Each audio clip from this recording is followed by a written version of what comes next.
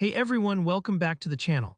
If you've ever found yourself working in Google Sheets and wished you could switch the language, maybe for a project, for collaboration with international colleagues, or just to feel more at home with the interface, then you're in the right place.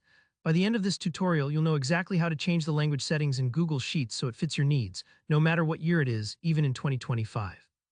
So let's dive right in and make your spreadsheet experience a bit more personal. First things first, open up the Google Sheets spreadsheet you want to work with. Now look up toward the top left corner, you'll see the File menu. Give that a click. Doing this is like opening up the main control panel for your spreadsheet where you'll find all the key settings and options. Next, from that File menu, scroll down until you see Settings. Go ahead and select it. This moves you into the area where Google lets you customize some deeper aspects of your Sheets experience. Take your time here, sometimes these menus can take a second to appear, especially if your internet connection is a bit slow.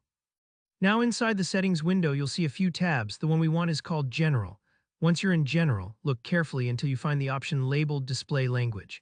This is the setting that controls what language Google Sheets uses for its menus, prompts, and all those little bits of text you see sprinkled throughout your spreadsheet. From here, just click on Display Language, and you'll see a list of available languages. Scroll through or use the search bar until you see the language you prefer. For example, if you're learning Japanese or collaborating with colleagues from Japan, type Japanese and select it.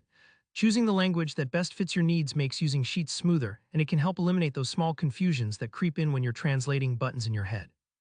Once you pick your language, Google Sheets will quickly prompt you. You'll see a message or be taken to another browser tab.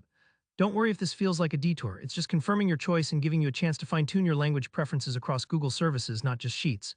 Here, you can even add additional languages if you want.